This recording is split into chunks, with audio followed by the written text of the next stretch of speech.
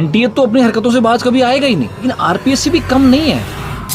NEET के exam में जो चीज हुई है ना, उसमें ऐसा लग रहा है कि भाई 4 या 5 लोग इन्वॉल्व है, उनको पकड़ लिया, उनको सजा हो जाएगी, हमने पता नहीं बहुत बड़ा काम कर दिया। इन्वॉल्वमेंट सिर्फ 4 लोगों का नहीं है, इन्वॉल्वमेंट बड़े बड़े इंस्टीट्यूट्स का भी है, क्योंकि एक नॉर्मल आदमी की इतनी औकात नहीं है कि वो 50 लाख या 60 लाख या 70 लाख या 20 लाख जो भी अमाउंट है वो देके एक पेपर खरीद ले। नहीं खरीदेगा भैया वो। उसके लिए सर पे किसी का हाथ होना बहुत जरूरी है, और जिसका हाथ होगा इसका मतलब उसकी जेब में पैसा बहुत सारा है। आरपीएससी का भी आप एग्जाम्पल ले सकते हैं। एनटीए तो अपनी हरकतों से बाज कभी आएगा ही नहीं, लेकिन आरपीएससी भी कम नहीं है। उसके कोई भी एग्जाम उठा के आप देख लो, चाहे रीड देख लो या टीचिंग का कोई दूसरा एग्जाम देख लो, यही चीज होती है। पेपर लीक हो जाएगा, कभी कुछ हो जाएगा। उसमें एक्शन क्या होता है, किसी एक को पकड़ा, उसको सजा मिल जाएगी, उसको जेल हो जाएगी। मुझे एक बात बताओ, कोई भी बच्चा अगर किसी भी वजह से पेपर देने नहीं पहुंच पाया, मान लीजिए उसके घर में किसी की डेथ हो गई है, या मान लीजिए उसकी बस मिस हो गई है, ट्रेन मिस हो गई है, उसके पास पैसों का अरेंजमेंट नहीं हो पाया, अगर वो एग्जाम देने नहीं पहुंचा तो आप उस पर तो 2500 रुपए की 3000 रुपए की पेनल्टी लगा देते हैं, है ना। लेकिन मुझे बात बताइए कि जो चीज उस बच्चे के साथ बाद में होगी, वो एग्जाम कैंसिल होके, उस चीज का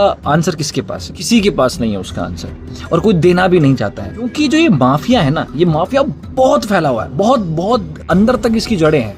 आप इसको खत्म नहीं कर पाओगे। कि कुछ लोग ऐसे हैं जो खत्म करना चाहते भी नहीं। एग्जाम सेंटर के ऊपर तरह तरह की नेतागिरी होती है।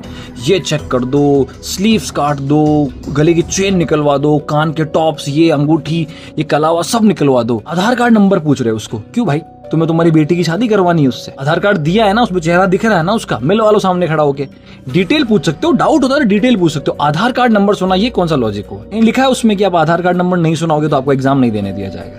वहां पे हम सारी नेतागिरी कर सकते हैं। इन रियल जो हमारा सिस्टम करप्ट हो चुका है, हमारा सिस्टम जो खत्म हो चुका है, उसको हम कभी ठीक नहीं कर सकते, करना चाहते ही नहीं। एग्जाम सेंटर पे 1 घंटा पहले बुला लेंगे, पता नहीं क्या क्या इंस्ट्रक्शंस फॉलो करेंगे। पेपर लीक करने वाले हैं ना, तुम्हारे उन्हीं इंस्ट्रक्शन की बत्ती बना के तुमको दे जाते हैं, और तुम कुछ नहीं उखाड़ सकते उनका। जो बड़ी बड़ी बातें करता है ना कि हमने ये कर दिया, हमने वो कर दिया, हमने फलाना कर दिया, ये सरकार वो सरकार, कोई भी सरकार हो, इट्स नॉट अबाउट सरकार, इट्स अबाउट द माफिया, जो कि इतना लेवल तक घुस चुका है इस चीज में। और मैं अभी भी कह रहा हूँ, बहुत से बड़े बड़े हाथ हैं, बहुत से बड़े बड़े लोग हैं, बड़े बड़े इंस्टीट्यूट्स इन्वॉल्व हैं, जिनको अपने बच्चों को टॉप कराना है।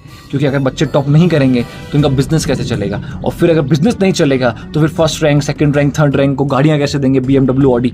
तो कहीं ना कहीं सिस्टम में फॉल्ट तो है, और फॉल्ट करवाने वाले कौन है वो सब लोग जानते हैं, बट उनके खिलाफ आवाज उठाने की हिम्मत किसी की नहीं है। Thank you so much.